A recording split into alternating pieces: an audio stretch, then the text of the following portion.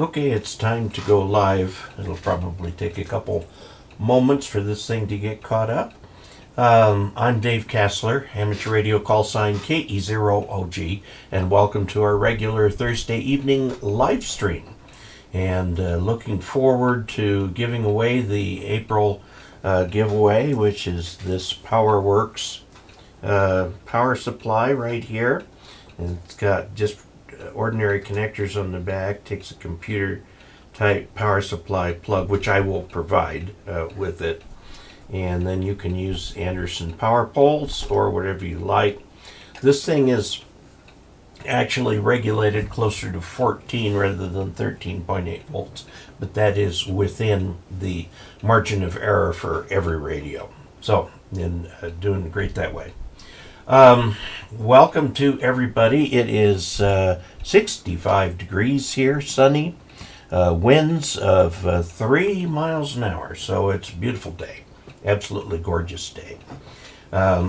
We went into town today. We got this motorhome and still having trouble with the backup camera on it, and it's going, so we took it up to them so hopefully they can get to it earlier than the time they said they were going to get to it, because we have to leave for Dayton on the morning of the 16th.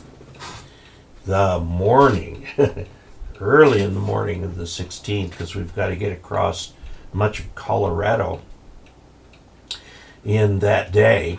And so they're going to be working on getting that backup camera working.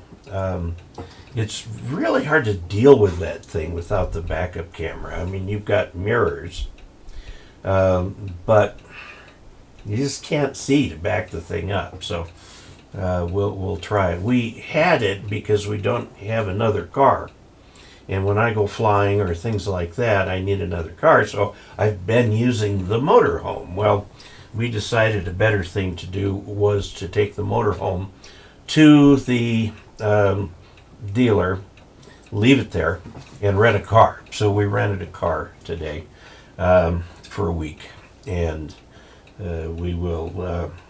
I'll use that. And next time I fly is Monday morning, although it's kind of forecasted to be windy.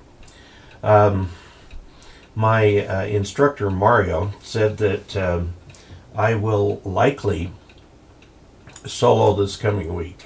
So we'll see how that goes. It could be as early as Monday, but I think probably more Wednesday. Get a few things down that we need to get down. He wanted to go over some emergency procedures with him, so I spent a couple hours working through those and coming up with things that fit for my aircraft. For example, my aircraft doesn't have a mixture control, so turning the mixture control to lean doesn't do anything on my airplane. So we'll see how that goes. I've got the little Garmin G5 was reading in knots, whereas the regular airspeed indicator reads in miles per hour. So I was finally able to get the G5 to also read in miles per hour. But for some reason it's still doing ground speed in knots, so you gotta go back in. You know, they don't tell you in the operations manual how to set things like this, because the avionics mechanic is supposed to set these for you. Well, there's only 2 buttons on the thing. So I figured if I held one button down while I pushed the other to turn it on, that would probably get me into configuration mode. And sure enough, it did. I think about anybody can figure that out. It's getting a little over cold here. I had to cancel flying on Wednesday because I was sick, and which was a shame because Wednesday was a gorgeous day. But we will be going. Okay, Al Wilson says I like dancing meter needles. So do I. I love having all the analog stuff set rather than digital. Okay, so let's welcome people who have popped in so far. We've got Me Wrong Way. who's looking for 7300 apparently. Jamaica Dog says he can't find a new 7300 anywhere. And it's hard to find parts to build a QRP rig. Yes, we live in an age of shortages. And we could always go back to the old days where we took apart television sets and made radios from them. Harry Rundle is AC3EK in Overlea, Maryland. I keep wanting to say Overleaf, but Overlea, Maryland, a suburb of Baltimore. Guess we better start making stuff here in the USA. It is around. You just have to look for it. It's hard. We are so used to the supply chain, meaning China or Vietnam or something like that. Even our big supply companies in the USA that will supply you anything get their stuff from China. But that will change now, because this Ukraine war has put a huge shock into the supply chain. I mean, we saw the effects of the supply chain after the Fukushima power plant debacle. There was a little semiconductor factory there that makes a part that's in every car in the world. And it's actually part of a semiconductor. It goes in there to be added with others. And until they got back up and running, or they got alternate sources, they had a real problem. Tesla is fairly flexible. If they have to change a part or modify a part because they can't get old parts anymore, they write their software in-house. So they can modify the software to match the new part. Of course, then you start creating configuration issues when you do that sort of thing like that. I trust they keep track of that properly. I remember once working on a proposal where I had to have an extremely minor change done to a diagram. It was going into the proposal. Very, very minor change. And the artist returned the file to me using the same file name that I had sent it over with. And I put my high hat on and went storming in there and said, if you change so much as a period in a piece of text, you roll the configuration control number because it's different. You never, ever, ever reuse a file name when something has been changed, because you will lose control of the configuration. And I don't know, I guess I was ancient enough that they listened to me, but I'm just adamant about that configuration control. You've got to know exactly what it is you're looking at. Okay, rocks. Looking forward to the live stream and people talking to each other. That's good. Saying hello. Greenville, South Carolina from Chuck. KN4NAG was here last week too. K9GCP says hello, Dave and Augies from Northern Illinois, where it's a misty 51 degrees. How's the flying going? Well, the flying is actually going pretty good. Mario is a good instructor. He's very young. He is in the phase of his flying career where he is trying to build hours toward the airlines. And so he's instructing, because that gives him hours too.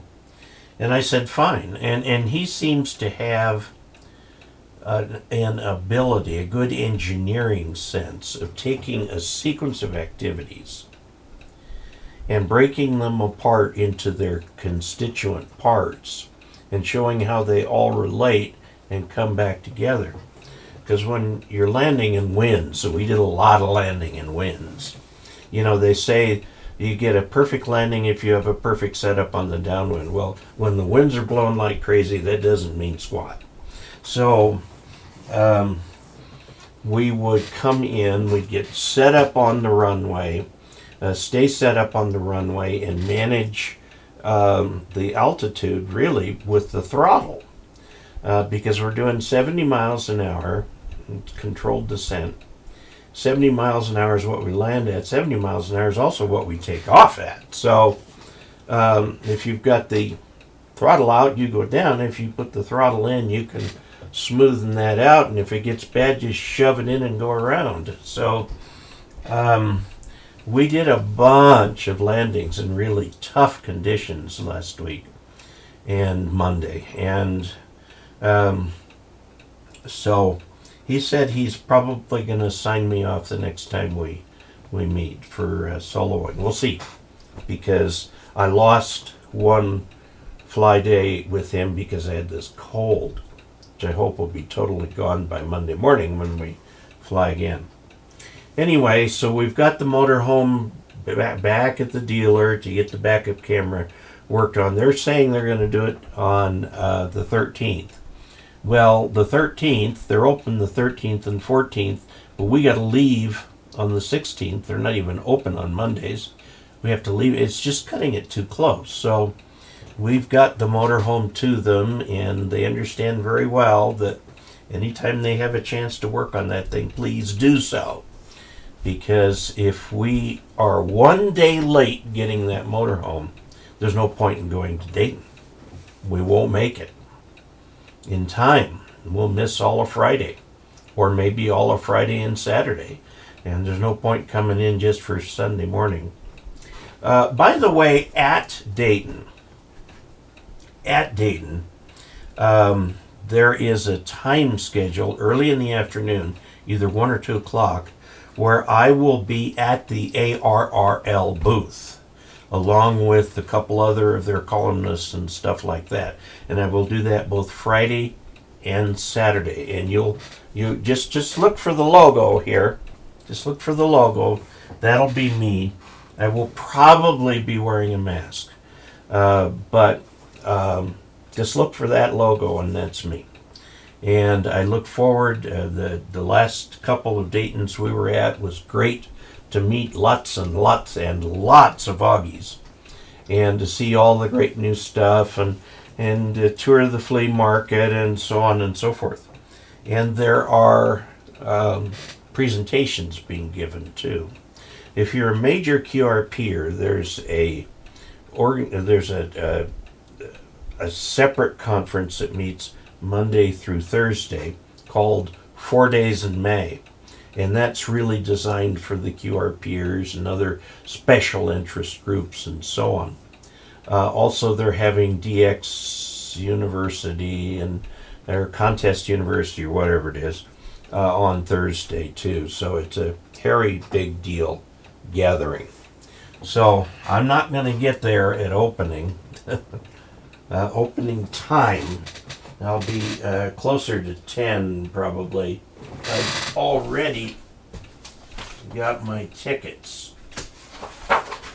Tickets came yesterday, and this is what the tickets look like. This is the part that you wear. It's got a place for your call and name, and then this half is the registration stub and the prize ticket for the big prizes that they give out. Okay, and so what you do after you get your ticket, you can get them at the door. I mean, they don't run out of tickets, so you can get them at the door. It's probably too late now to do it by mail, because it's too late for them to mail it.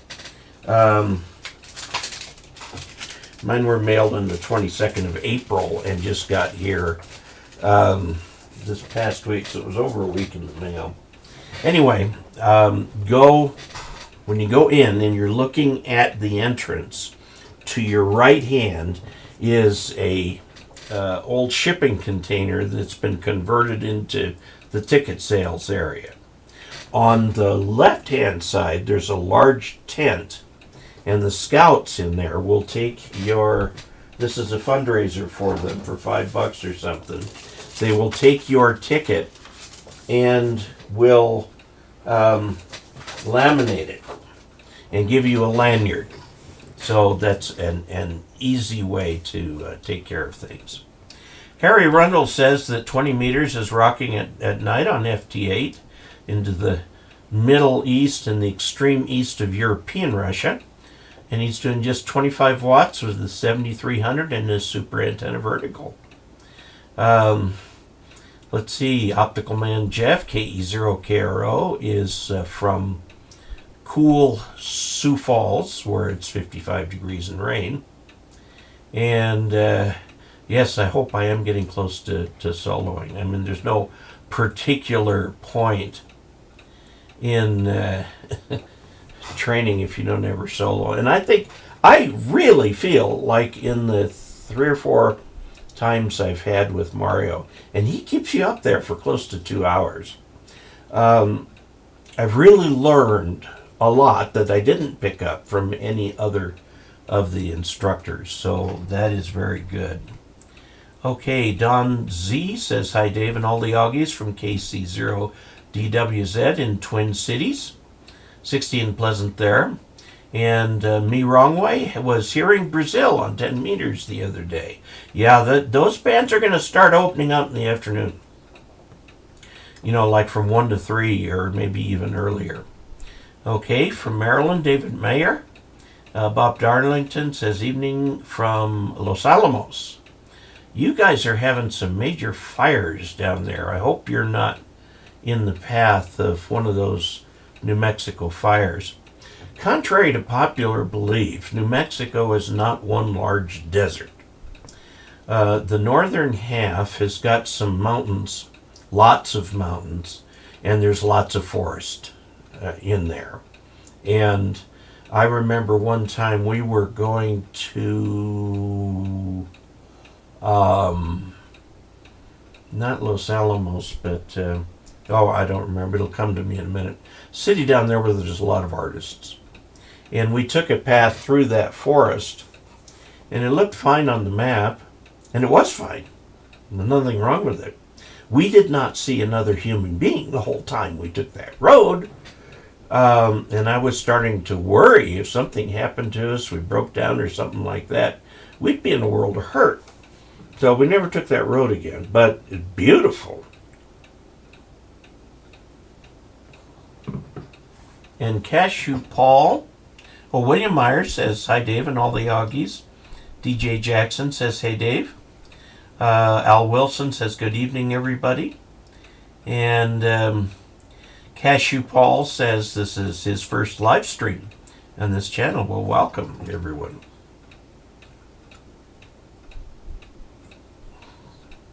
Cold and rainy in Washington State. Well, I hope you get lots of it. And I hope some of it finds its way down to California. They're in serious drought. Good evening from Two Rivers, Alaska. Hello. And Bailey, which is in Colorado, KF0HWK, just passed his extra. Congratulations to you. You have just one test left, and that is to become a VE. And that's an open book test, so you don't have to worry about that too much. So congratulations to you. Jeff Harris says, howdy from KB8NOU. Jeff in Elkins, West Virginia. Let's see, Charles says KE7EWY here. Al Wilson, solo, better wear a clean white t-shirt. I've got a t-shirt that I'm going to put in the airplane because I normally don't use, I wear dark t-shirts because I'm fat. And the dark kind of, it isn't quite so prominent. If I wear a white t-shirt, it's so white and so big that it kind of shines light in front of me here. It's really something.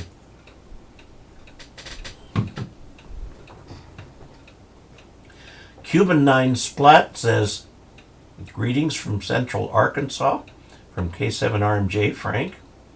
And let's see. Hello from Los Angeles, Bob Q. Good to see you from LA. I hope you've got enough water down there to drink. It looks really bad. Russell, I grew up in the Los Angeles area. And I've seen very wet winters, and I've seen very dry summers. So Russell K4QPR says, happy evening. Ed Avila, K6SDW. John Barsland, K5WMS. K5WMS. Okay. It jumped on me here. And I'm probably going to miss a couple. Sorry about that. N5WMS from Key West. Man, we're getting from Alaska down to Key West. That's cool. Weather's great. Mild breeze. And Peter says, good evening, Dave, as does Rick. Greg Colbreth says, hello, Dave. Dennis Cornell says, good luck with the first solo. Wear an old shirt. They cut the back of your shirt and hang it once the instructor writes the date, etc. your solo. I'm planning for that. I've got a gray shirt, gray t-shirt I can wear. Amico. Okay, well, it wants to know the status of the Amico project, which isn't very far along. It's still got the chassis here. We've got the decals on it.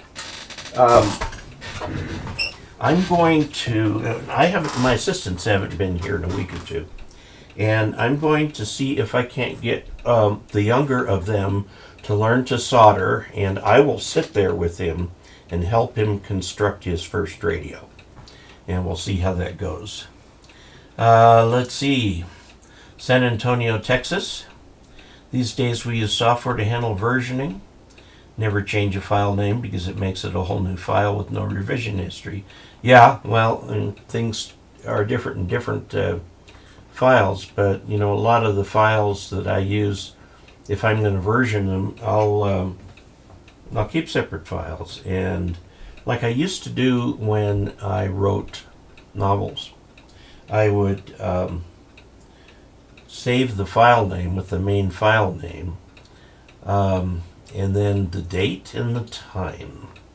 So I always knew which one was, Hello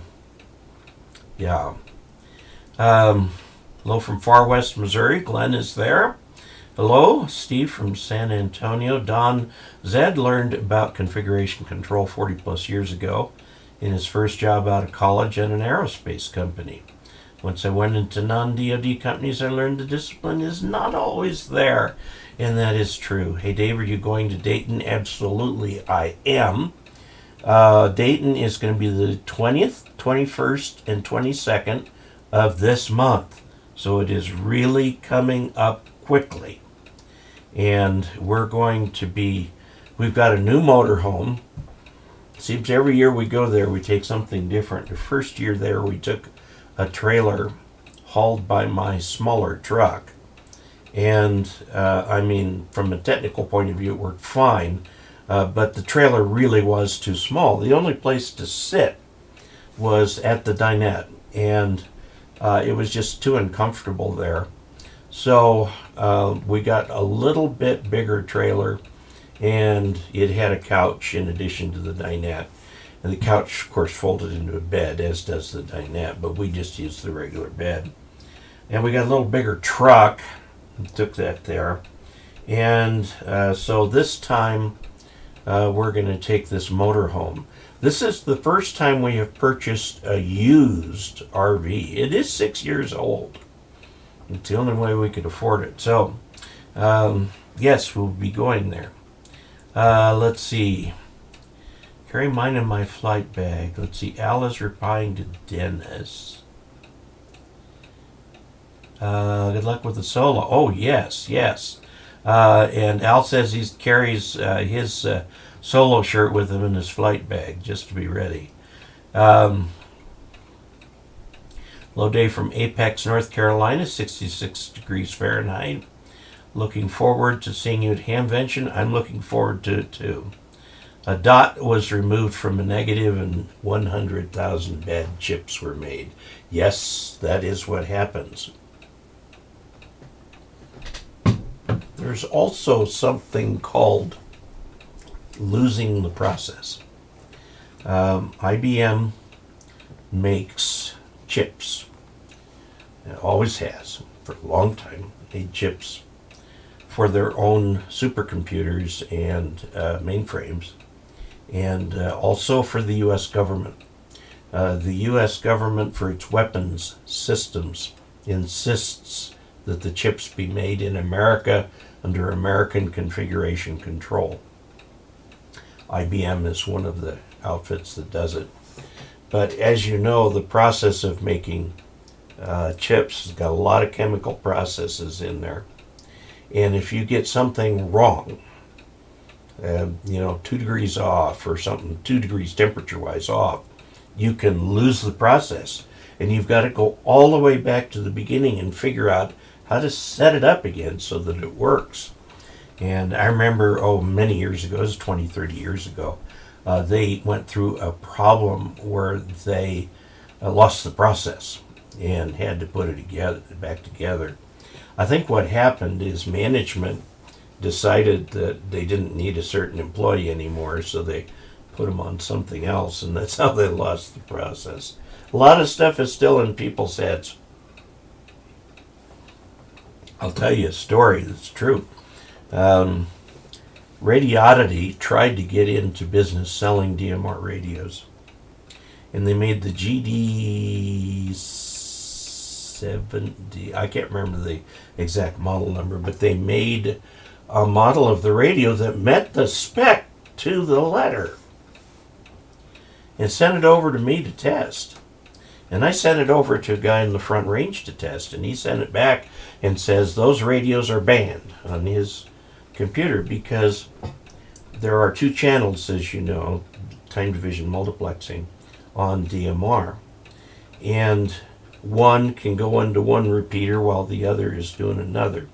Well, according to the spec, if you were to transmit the same thing on both channels, it would still work. The repeater would hear it, but now you've clobbered the other channel. And what I told them was no spec ever in the history of mankind has covered every last little detail that needs to be covered. That's why we have humans running this thing.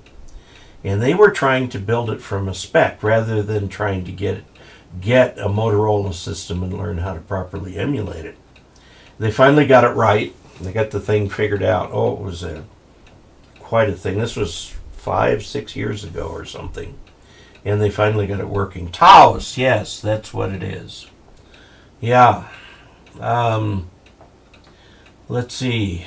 It was in Taos. But anyway, the point being that if you're going to learn how to build something, you can't just take a piece of paper and build it from that. You need to get some experience, some people who've been through it before, who go, okay, that weird sentence in there can be interpreted one of 2 ways, and let me tell you the right way to interpret it. So that happens. So North River, KD0OG and KD0ORQT are sending greetings from the Hudson Valley of the New York State. Enjoying the hobby with our help. Well, very good. Very good, and welcome to both of you. Bob Darlington says we're in the direct path of the local fire, in the ready stage, ready, set, go to evacuate. Take your backup drive with you. Don't forget that. You can replace computers, but you can't replace data. So make sure you've got a working backup and take it with you. And take your important papers and stuff like that, like your discharge papers and so on. Okay, Taos, and yes, 7,300 feet in a pine forest on the side of an extinct volcano. Charlie Tuna, how do you read a Smith chart? Slowly and carefully. There's one ham I know of who's good at that. That's W2AEW. And he has a series of videos on Smith charts. Smith charts are an engineering technique that's above the level of amateur extra. And so people who dig into those things are digging into stuff that's not covered on that exam. Of course, anybody can learn anything, but the Smith chart is telling you things about your it's originally designed for transmission lines, but it will also do antennas plus transmission lines. And it will tell you where you are versus a frequency and help you determine how much is reactance, how much is resistance, and so on. They're very cool. I won't say that I know how to use them because I don't. Taos is a big artist city. It used to be. Certainly used to be. And there's still a lot of art there. But the downtown square that used to be full of galleries, the galleries have been pushed out by souvenir shops. And if you want to find the galleries, you have to go on the streets away from the central square. And the way that worked was prices started going up, rent went up. Galleries really are a low margin business, and they couldn't afford it. So the souvenir stores, which are high margin business, took over. Okay. Let's see, Los Alamos, I've been there. Santa Fe. Santa Fe is a pretty city. We went downtown where they have an art district, and we were able to go into a museum dedicated to, I don't remember, the big time artist from almost 100 years ago. Anyway, we got into the museum. We had just gotten through all of it, and they closed it midday because there was a snowstorm moving in, and nobody in New Mexico knows how to drive in a snowstorm. So we got out of there after having seen the whole museum. It was very nice. Bill Malman, thank you very much for the $10 going into the chat revenue, which goes into channel funds. I appreciate that. Thank you very much. Speaking of New Mexico, I went to Roswell to meet the aliens. Hope you had a good time there. Maybe did they give you a ride, perchance. From Yorba Linda, California. Enjoy the videos. That's from Denny, KN6KNE. Agave Man. Hey, Dave, 73. All the best from NT4G in Salem, Utah. Bill Malman, nice 82 degrees in Gray, Tennessee. AB4P. Ricky Kusik says, hello, Dave. This is my first live stream, and I have a question. Do you still have those giveaways? Yes, absolutely, we do. We're going to give away something tonight, and that is this PowerWorks SS30DV power supply. It'll supply up to 30 amps surge, 25 amps continuous. You can either connect with the back here, or you can use Anderson power pole connectors with it. I actually bought and paid for this quite a number of years ago, and we're going to give it away because the power supply used in the reference station is different. We got a newer one. It's a Samlex SEC 1235M. That's the reference station power supply. So this isn't part of the reference station, although it does the same thing. Okay, let's see. 82. Hello, Dave. This is my first time stream. Still have the giveaways? Yes, we do. Go to dcasler.com/giveaway. All one word, giveaway, and lowercase. And you'll have all the instructions there. This is the giveaway for April. This is the giveaway for March. This is a software-defined radio, one of the earlier ones, and great for experimentation and stuff like that. Here there are 3 connectors. No, there's a connector and a button. All the button is for if you're resetting the firmware, but there's no new firmware for it. This is if you want to get the audio out, the I and Q channels. And this right here is a USB connector, which you attach to your computer, run your software. The software is free. You can find all kinds of software-defined radio software. Connect this to your antenna.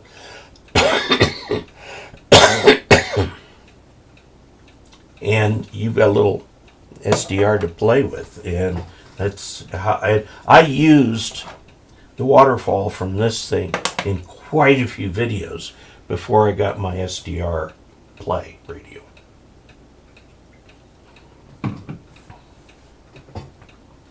Okay, so hello from Alabama, from Jim, KI4PT, KO4PDI, Briz Vegas VK Land. Hello, Australia. Trust that I'm keeping well. I am. You're starting to get into your fall there. 73 from the far Pacific Northwest, WA4DFT. Did I hear solo and shirt? Yes. He says he works aeronautical mobile sometimes. I will do that. I plan to do that. The 146.52. And I'm hoping to solo next week. Hoping. If it doesn't happen next week, after I get back from Dayton. Okay, hello from South Texas, N5 KVO. Was just looking at trailers, Aaron Huslage. If you're only going to use it once in a while, you know you can rent them. And that might be a good way to do it if you're just going to the once a year kind of thing. I met somebody at Quartz Fest who actually rented an RV to come from Southern California to go to Quartz Fest. And then when she was done, she turned it back in. Drilled hole, mounted an antenna on the belly of my C-182K. It's a Cessna. Well, Skylark? Sky something. Everything they have is Sky something. For whatever reason, when I soloed, I never got the shirt tail removed, but I believe I still have the shirt. Hi, Dave. VE4. Victor Echo 4. It popped down. Let's see, for some reason. KS Moberdine. Hello, Dave from Ohio. I live 11 miles from Xenia, and I have my ticket. Well, good. Maybe we'll meet you there. And Roy is from the Montreal area.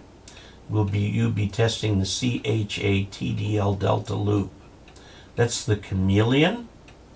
And I may have it here. They gave me a bunch of stuff. I'll have to put it up and give it a test. I've had loops before. 1111, let's see. Do you still like the vertical? I am installing a big IR with 60 34-foot verticals. What direction is most of your DX on the vertical? Well, to where the DX is, I mean, the way I've got the thing laid out, it's pretty omnidirectional.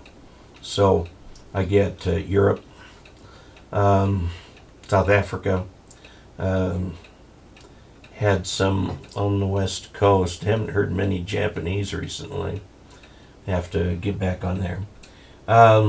Hey Dave, I have a GD77 and I'm listening to it now and it's great radio. Yes, it is. The DMR audio could be cleaned up a little bit more, but otherwise it's a great radio. Well, Ricky, I hate to tell you this, but it's not the GD77 that's at fault for the audio. It's the DMR spec itself. The codec that is used for audio for DMR is not all that fabulous. It's not all that great. But yes, the GD77 is a great little radio and it's not very expensive. Hello, Dave and all the Augies from AA7MO in Kirkland, Washington. Home of Costco, I think. Optical Man Jeff say thanks for doing the videos on the AC1. Yes, I have done the unboxing videos. How do you read a Smith chart? Yeah, I've been banned talking about it during a Ham 101 class. Yes, it is an advanced technique because it takes into account both the reactance and resistance, and you combine the two. And interpreting what lines mean on the Smith chart is an art. Victor Papa to Echo India. hotel on Anguilla Island. Says Dave, listening from the Caribbean. Don't know if you pronounce the L's on that or not. Dennis says hello. Kalamazoo, Michigan. K4TA from Fork Union, Virginia.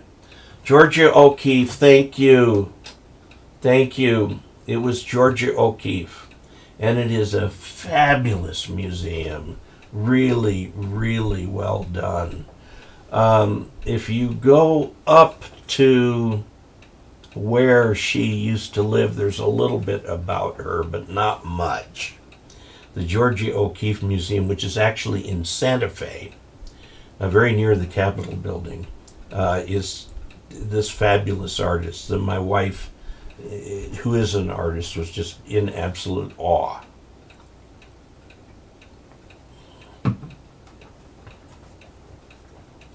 Rainy day in southwest Michigan. Good. Nice. Aliens will never visit Earth. They're looking for intelligent life after all. Yes, well. Yeah. What was that? One of the Star Trek episodes. There was a planet that was divided into two warring factions. One of the factions wanted to join the Alliance, whatever it was called, the Interplanetary Alliance. The other side did not want to. And, of course, the Enterprise was sent to investigate. And after a lot of talk, they finally decided, no, you can't do it. You guys need to have peace on your planet. So, okay, let's see. Chuck KN4NAG said it was stationed in Clovis, New Mexico, at Cannon Air Force Base for 3 years, an F-111D avionics tech. That F-111 McNamara's baby was quite an interesting piece of hardware.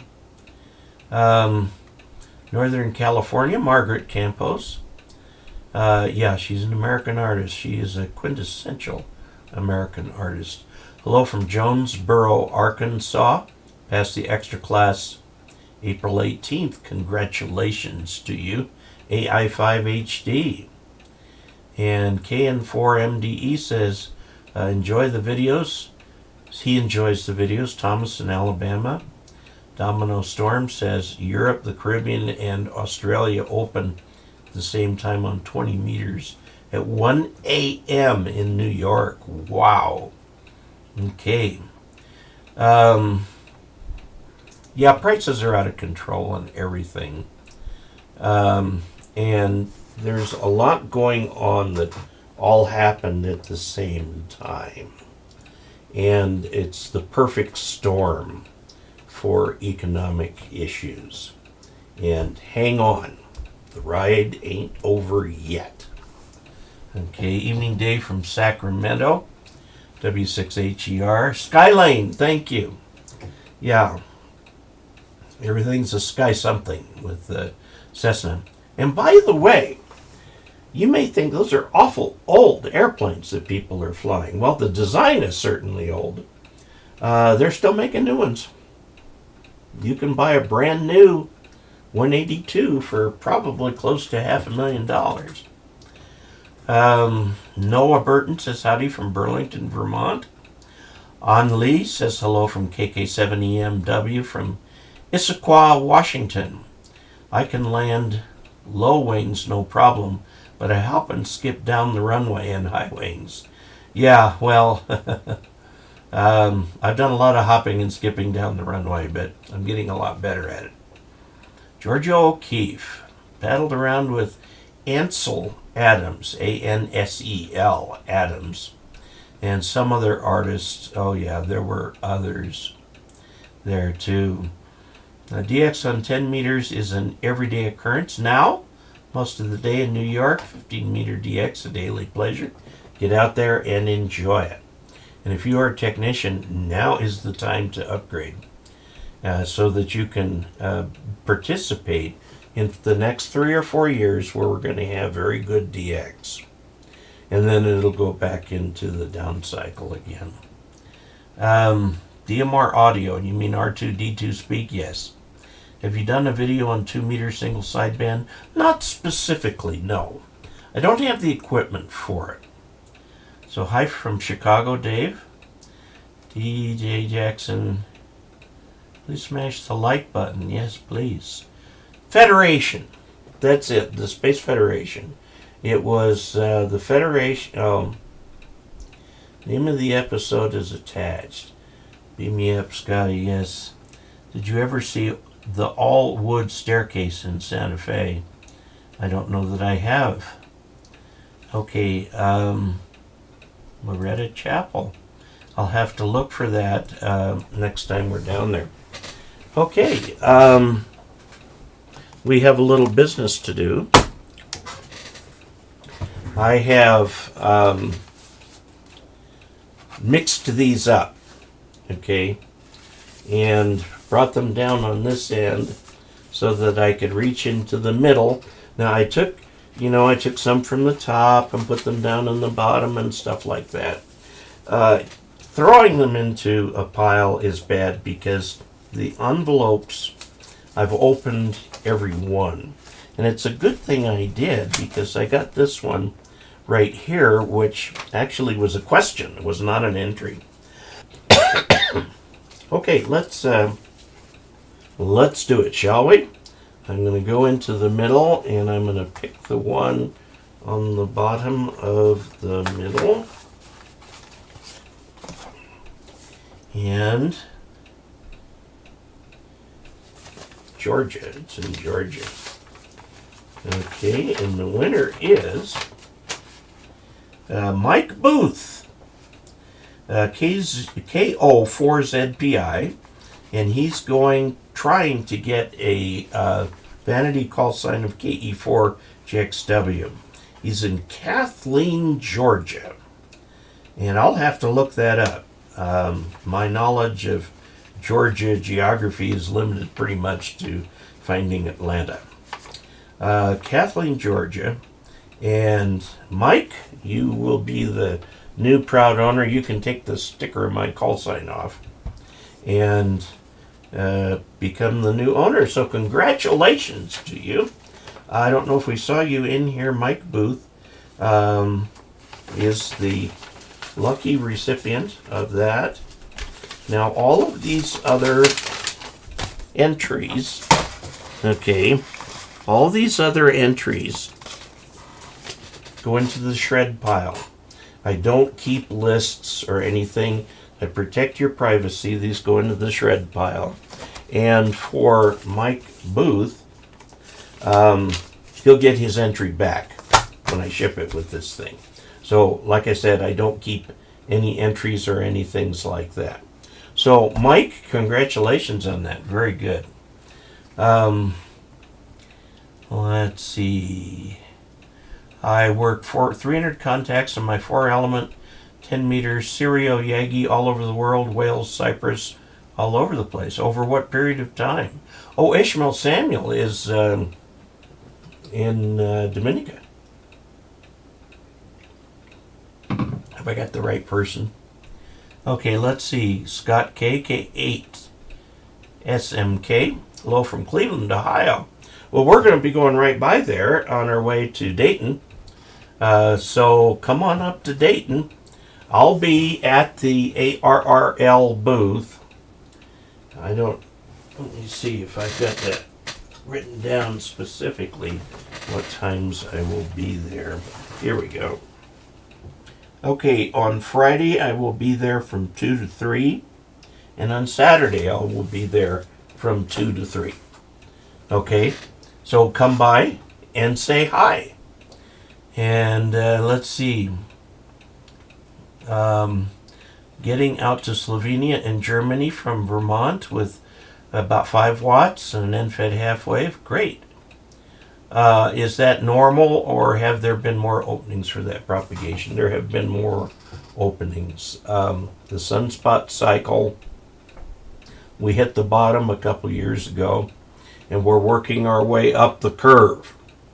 It's going to get better and better for a year or two, and then it will more slowly start to descend. So we've got about 4 years ahead of us of very good DX. So now is the time to get on HF. You can do FT8, you can do sideband, CW, whatever you want to do. A great time to get DX stations is during the various DX contests. CQ runs one, the League runs one, and during those, everybody, of course, is trying to get as many contacts as they can, and so they're willing to come back to Americans for that. It's very good. United Federation of Planets, thank you. Star Trek expert there, okay. Dave, trying to get into satellite work, talking to the birds, and I don't have a lot of money. Do you know of a vertical VHF and UHF antenna that would work well for satellite contacts? Yes, absolutely. If you're going to do the FM, all you need is a dual band FM radio, because you're going to go up on VHF, down on UHF, or around the other way, I'm not sure. I've never done it. I've watched it being done. Generally, you have the UHF and VHF at opposite polarizations, and it's a handheld antenna, and you can get it from Diamond Antenna. You can get it probably from Arrow Antenna. Let's go over and look at the screen, and we'll just bring up this Diamond Antennas. Okay, and we'll go to products, VH and UF base station, mobile, to HF antennas, accessories, wireless, technical. Okay, let's come back up here to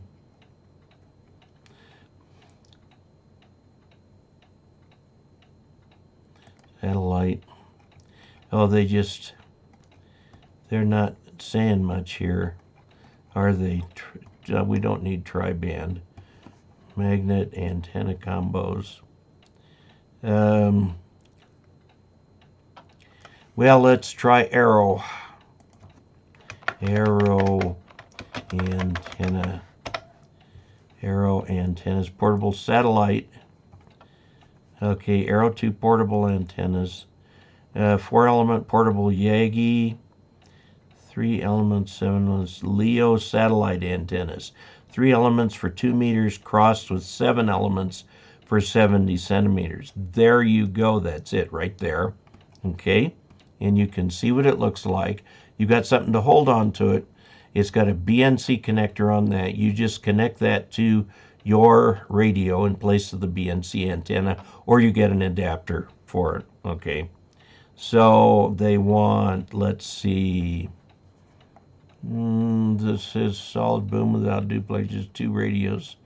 Use 2 radios. No, we want the solid boom with the use 1 radio with this. Okay, we get an idea of what they cost. They're not hugely expensive, but this one right here is the one that you want. Okay, yeah, K7AGE has a lot of other radios about amateur radio. K7AGE is, I don't know if he'll be Dayton or not. I met him at Quartz Fest.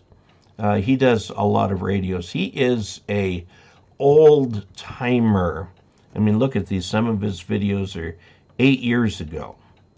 Okay, long time ago. Here's one from 14 years ago. All right. And anyway, that gives you a little idea of what you can use for satellite work and how it works. And I did do a video at one point that, let's see if we can find it. We'll go to Studio here and Satellite. Amateur here, satellite operating. Well, it must have been this one.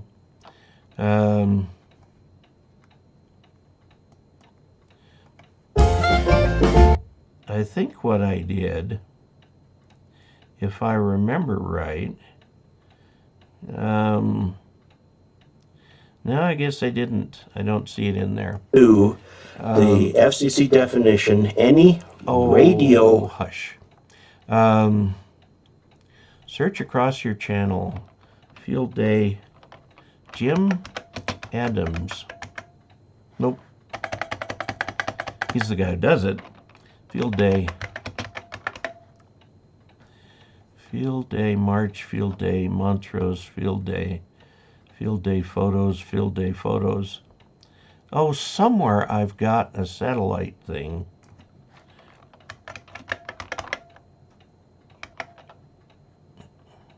But it all shows here as, these are all training videos. I thought I had one of Jim Adams. Show all, come on. Show all. Okay. Satellite.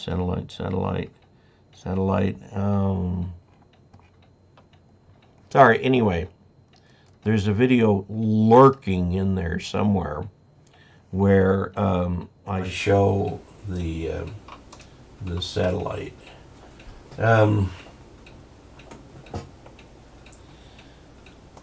Okay, let's see. I'm trying to get into satellite yet work. Okay, so we showed you an antenna at Arrow Antennas that is pre-made for that. Can you make that yourself? Absolutely, you can. Okay, 10 meter DX here in Idaho. It's a G3 and ZL. 10 meters, very good. Ishmael Samuel. Where is Bob Taylor from? Let's see. Scenic City Wood Turning. It's Mike near Macon, Georgia. Okay, Mike, this is going to be on its way to you very likely tomorrow. Yeah, tomorrow. All right. Okay, very good. Dave, any experience or thought about the Yaesu FT991A fine radio, FTDX10 for newest general, fine radio, value, features, ease of use? I would say that the FT991A is a bit more oriented at your first 10 years of ham radio. The FTDX10 is a little bit more of an advanced radio. I recommend for newcomers, if you go to dcasler.com/reference, it shows you a complete station with all the different parts. That's a reference. You can swap stuff in and out if you want to. But I go with the 7300 because it's a very nice radio, but I understand they're impossible to get right now. Okay, what are your thoughts on the HH9000 mobile quad band antenna? Okay, let me talk a little bit about these quad band radios. They do 10, 6, 2, and 70 centimeter. And they're FM only. And they're not really aimed at the United States market, but you can get them. The problem is there is very little FM activity on 10 meters and 6 meters. It just isn't there in the U.S. Is there some? Yes. Is it widespread? Absolutely not. I would recommend you go with the 2 meter, 70 centimeter dual band and leave it at that. Now, your classic radio like my ICOM here, ICOM 7300, the Yaesu FT991A does this too, it covers on this one 10 meters and 6 meters. Okay, FM. And so I can do those two bands with this, and I never have. Never been any activity. Now, with the 991A, you can do FM on all of those bands, all 4 of those bands. But the problem is, again, it's FM. Whereas if you get the 991A, you can do all the other modes in addition on 2 meters, 6 meters, and 70 centimeters. This thing will do all modes on 6 meters, but not the 70 centimeters. So anyway, I would suggest that you do that. I guess what I'm trying to do is talk you out of getting a 4-band FM radio, because 2 of those bands aren't going to do you any good to speak of unless you know that there is activity in your area. Spend less money, get yourself a dual band, and have it do one of the digital modes too. Like you can get the Anytone radio from Bridgecom Systems. It will do DMR as well as FM on actually 3 bands. The Yaesu, ICOM, and Kenwood all offer FM only and FM and whatever their version of digital is. I think you'd be better off with that. That's what my thoughts are on there. Jamaica Dog, when you solo next week, you will never forget the feeling of looking over at that empty seat beside you that you have never seen before. That is true. I've heard from a number of people that since I'm flying a very light aircraft, the aircraft's only about 750 pounds, that the lack of an instructor in that seat makes it a little harder to get the thing aimed at the ground. So we'll see how that works. Okay, elk antennas as well. True, there you go. Have a great time at Hamvention in Xenia. That show is on my bucket list. Oh, you've got to do it. Plan on spending all 3 days there. Plan on 30,000 people around you. Okay, so that means lines at the food vendors and even the bathrooms sometimes. A lot of people there. Don't forget to look at the vendors in the outlying tents, because they've got some really good stuff out there. Make sure you go to the infield of the racetrack, which is where the Swap Fest is. Pray it doesn't rain. The first year they had the Swap Fest there, they had real issues with mud. They've kind of sort of fixed that a little bit. This will be the 3rd year test, I think, for that. So anyway, great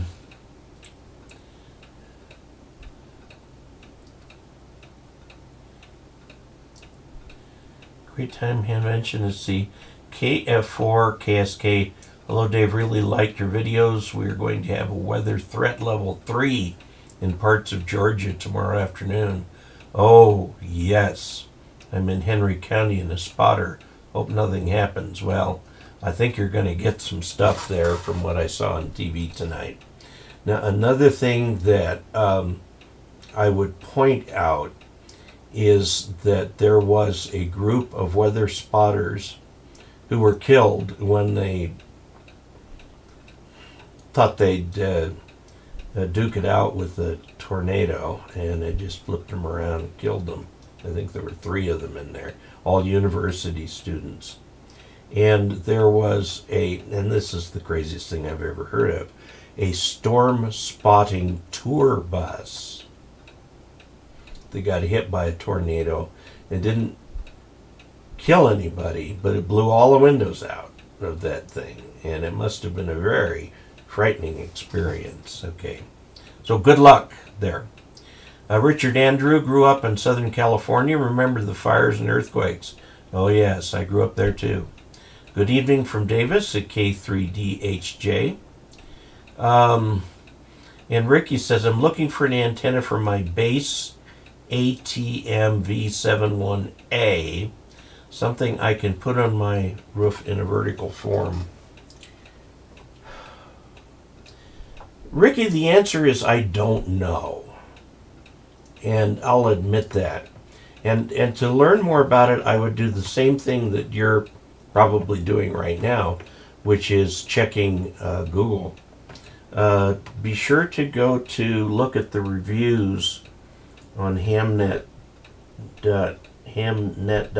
or whatever it is, there are reviews out there available on all these antennas. That's a pretty wideband antenna to have 4 resonances, but I'm sure you could put something together. Let's see, Delaware Augie checking in. That's Davis. Al Wilson, KE0OG. Have you type on the keyboard? Is that an old Keytronic with real switches? Are you talking about that? That is a all manual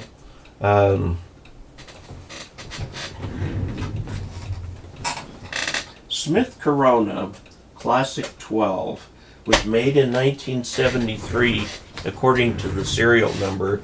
And yes, I type a lot of things because in my old age my handwriting has gotten so bad. But yes, that's what that is out there. And that Arrow Yagi is on my shopping list, says Davis. Optical Man Jeff, KE0KRO, adds $15 to the chat revenue and says, Dave, thanks Dave for all you do. Well, thank you very much. Sorry for the disjointed chat transmissions on my iPad right now, and the backspace button and the side button are right next to one another. I know how that goes. I tried to do one of these live streams on my phone one time, and that was a very strange experience. But now I'll be here this coming Thursday, but then it'll be the evening prior to Dayton, and I'll be in Dayton at the KOA, and I'll try to do a live stream from there. I will try. Okay. How would a ground rod work at the end of a radial instead of the base of the antenna? Now, you don't want to do that because ground is ground right at the center. And as the vertical element changes voltages, you get RF voltages running up and down. They do that on the radials too. So in general, you want your radials unterminated. This is why I recommend, I realize this is controversial, but I recommend insulated radials. Okay, in a variety of lengths. If you're going to lay these on the ground, there's nothing magic about the length. More shorter radials is better than fewer longer radials. It depends on how much wire you've got. I've got about 32 radials out there on my big IR, and it works like a charm. FTM 200DR from Yaesu, or the FTM 300 or 400. Yeah, there's lots of...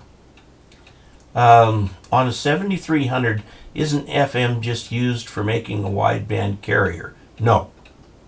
It's actual FM, and it's narrowband FM, just like you would if you had a specialist radio for that. Okay, it actually is FM that meets all the normal amateur specs. My experience is 6-meter, 10-meter FM radios are solutions looking for a problem here in the U.S. And I bought an Oshing quad band as my first rig, never used 10 or 6. Okay, yeah, that's why I recommend against it. You can do what you doggone well please. You don't need my permission to do anything, right? I mean, it's a free country. It's a free world. But I do recommend against it. Okay, George, I want badly to do 10 and 6 as a tech, but never make the time. Yeah, David, are you recording video during your solo flight? You bet. And I'm going to try to record the audio too. There's an easy way to record the audio. You just stick a little microphone up under your the earpiece, and that'll pick up everything, and you just run that into a recorder. And it's real easy to synchronize the video with the audio because you hear the engine start on both. And you just set it up for right there. Waiting for General and make that happen. Ray Satellite's best years for me. in the 1990s with the Pax hats, Oscar 13, later Oscar 40. Sadly all dead. Now there are still satellites up. I think the guy was asking about an antenna, not a radio, HH9000 mobile quad band antenna. I don't know that antenna. I'm sorry. I'm just, rather than try and BS my way through, I'll just say, I don't know. So maybe somebody else does. Wonder what the general liability insurance premiums were on the stores chasing tour bus business. Well, whatever they were yesterday, they're a lot higher today. That moment you realize you're alone, usually when you turn downwind, I'll never forget. Everyone should solo. Well, yeah, I've been trying for 2 years. Here's the thing. By the way, those indemnification waivers aren't worth the paper they're printed on, because people will say that the risks were not adequately explained and stuff like that, So we'll see. When I first soloed in an Aeronica Champ, I ended up making 6 approaches for 3 landings. Ever do a video on scoping activity on all analog rigs without a waterfall? Well, the old-fashioned way to do it is just put the earphones on and slowly tune the dial. And go across the band, go back and forth. Workstations as you go down, and then as you go back up to the top. I find it easier to tune down on an upper sideband signal and tune up on a lower sideband signal, because it starts high pitched and then it comes down. And I don't know, it's just personal preference. Let's see, would you upgrade from a 7300 to a 7610? I have used a 7610. Brad Rich loaned me his, which I'll have to admit I was awful slow returning it. That is one sweet radio. I'm not going to say that it's any better spec-wise than the 7300, but you've got 2 receivers. You can do all kinds of things between them. You can even do diversity reception and so on. I mean, it was a sweet radio. And Loretta and I went down to Quartz Fest, I think the last time we were down there, so that's 3 years ago. And we actually went over to Alamogordo, where he lives, to return his radio. And returned it in person. I thought would be more appropriate because I'd had it so long. I'd had it several months. He has other radios too. He's got the 7610, which he really likes. He's got, I think, Flex Radio, something. And I'm not sure if he has, yeah, I'm not sure. But he is a major player in the POTA movement in the area. Parks on the Air. He likes to go mobile. He also likes to be a hunter. There's a hunter, and then it's not hunter-gatherer. It's hunter, and then there are the people who actually put them on the air, and I forget what they call them. So anyway, I think DX Engineering also recommends insulated wire for radios. Well, I'm just going to do that. Would I upgrade? Well, I won't, no. And let me tell you why.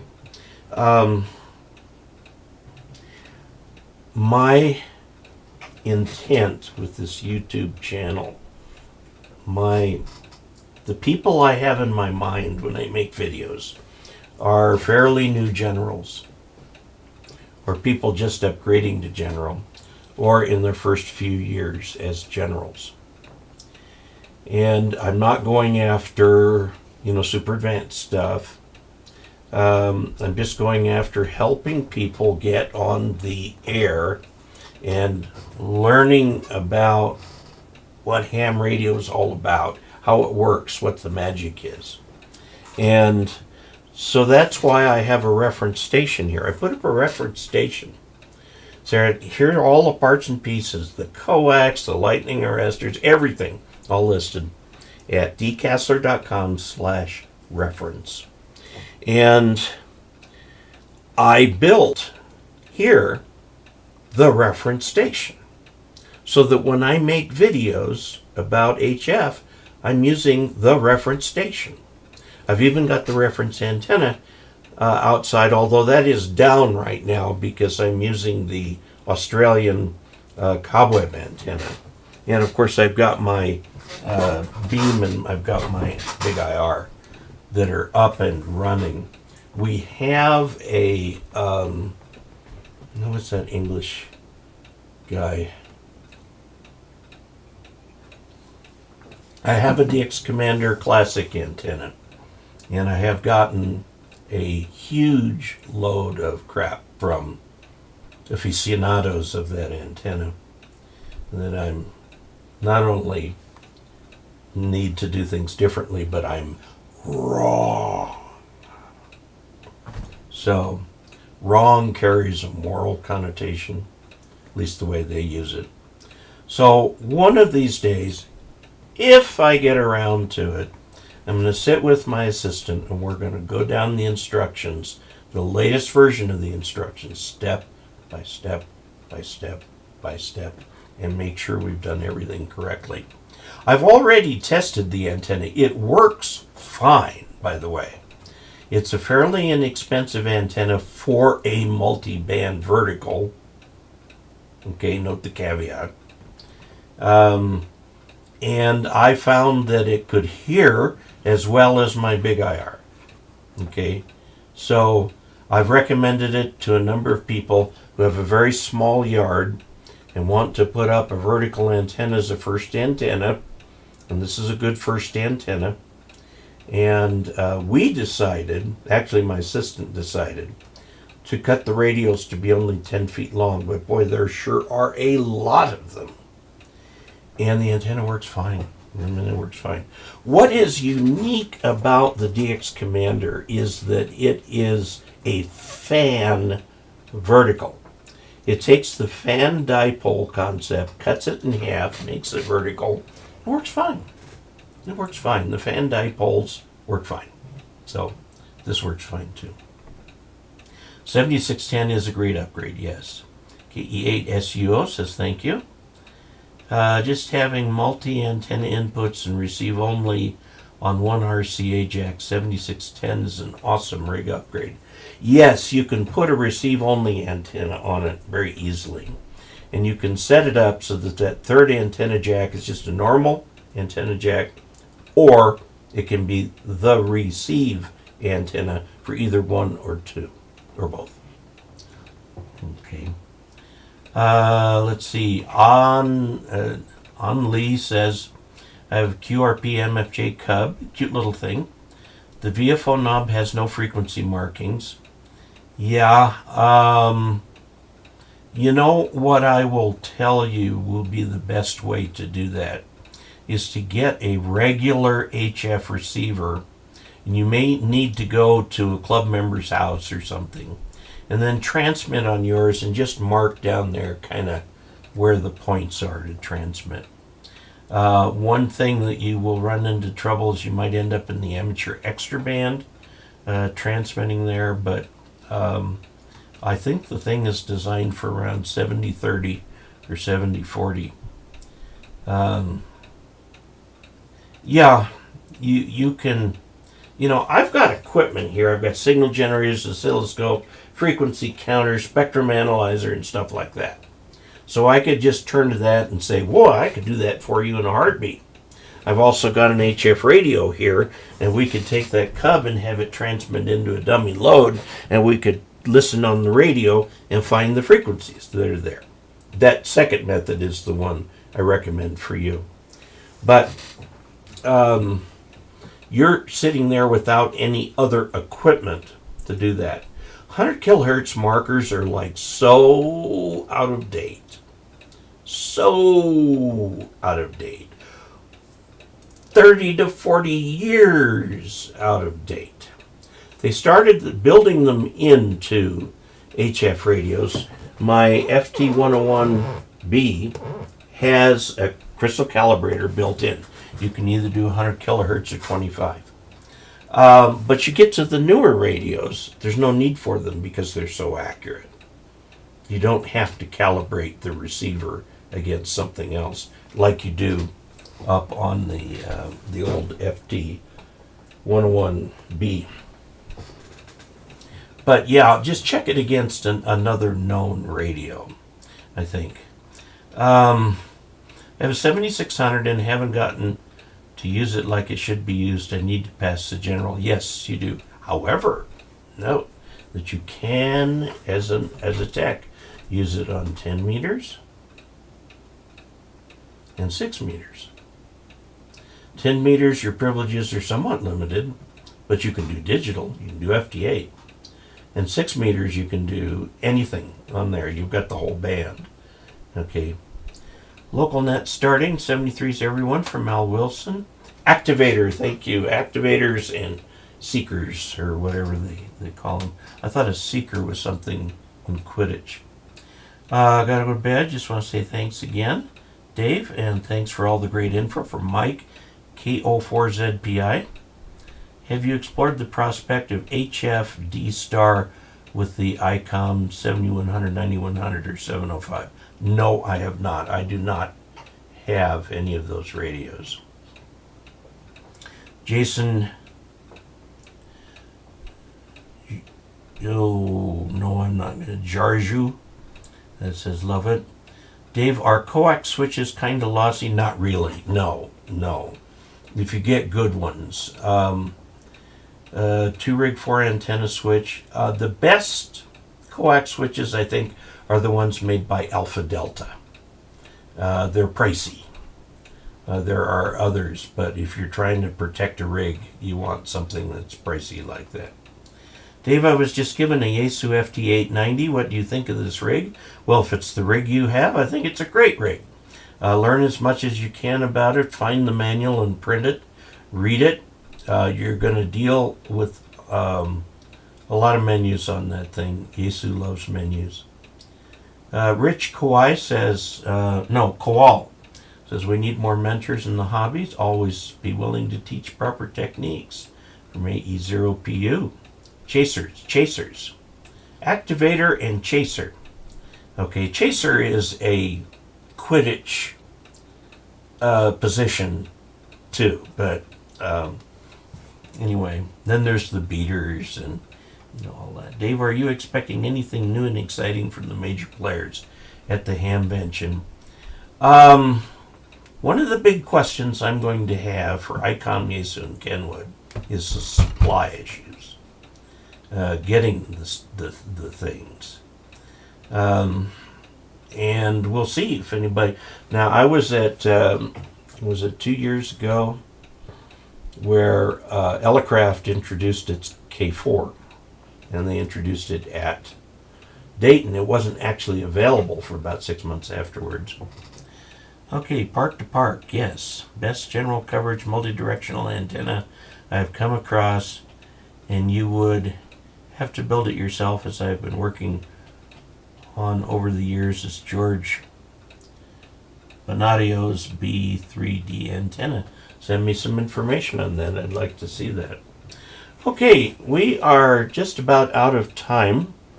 As I mentioned, the big things going on here are trying to get that backup camera in the motorhome.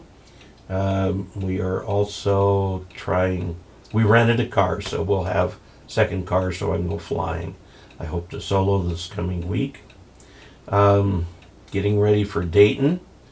I just submitted some corrections on my July QST column for Ask Dave, and have a new editor there, and that's kind of what's going on here.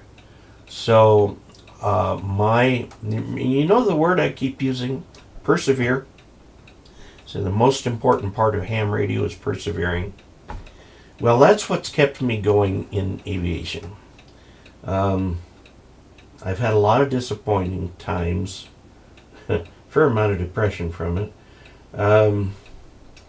and because I just couldn't seem to get what people were trying to tell me. And it's a physical activity, flying is. It's like learning how to play basketball well, or learning how to kick a soccer ball.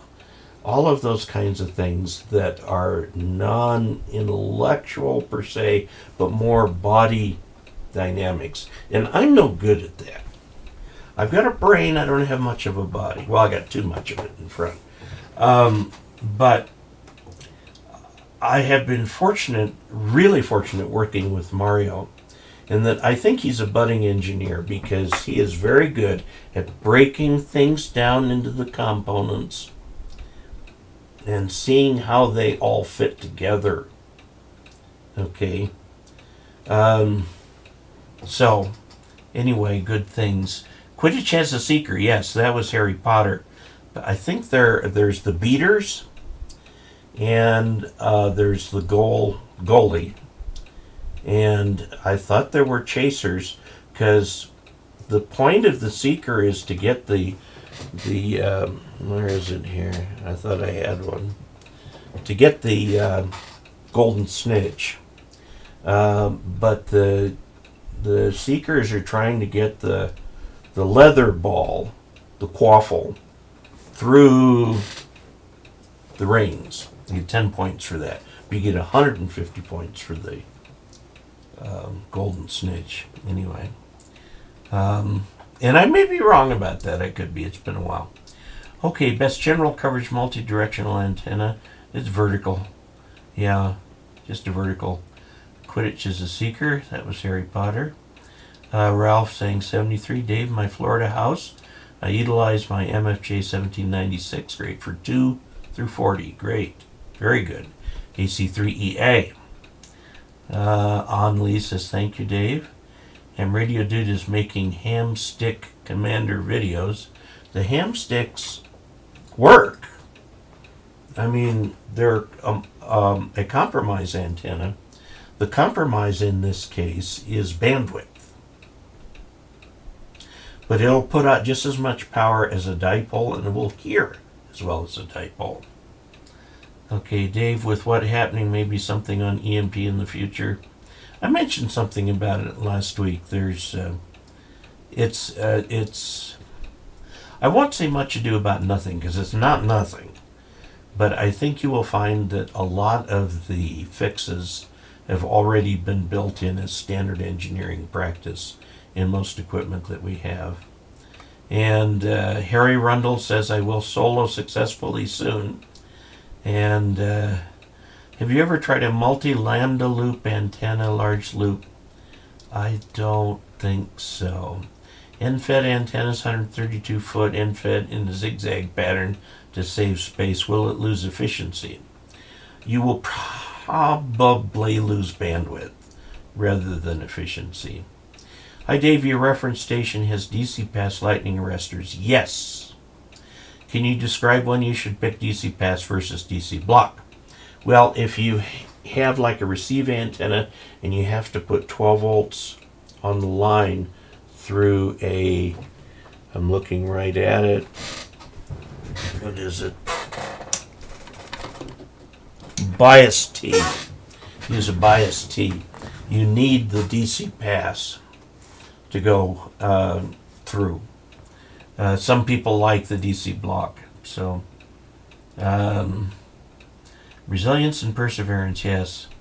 I can't quit. Blockers. Yeah, they block DC. They've got a capacitor in there. Endeavor to persevere. May the lift of your wings give lift to your life. Enjoy the solo. You've earned it. Thank you very much. Thank you for all you do for us, Jamaica Dog. Taking my extra exam day after tomorrow in Myrtle Beach. Well, doggone Jamaica Dog will be thinking about you, and we'll all be cheering for you. What do I recommend for VHF, UHF base station radio? It depends on whether you want to do DMR, or D-Star, or the C4FM. And that is going to depend on what most people do in your area. If you record solo flight, I will, well, of course I'll edit it because it'll be a long flight. But at least I think it will. Okay, thank you all very much. Thank you for the chat revenue. Thank you for the likes. And we peaked out at 192 viewers today. We've had a total of 1,002 people who have stopped by for at least some period of time, and that's good. And so I am going to say unto you all, until we next meet, 73.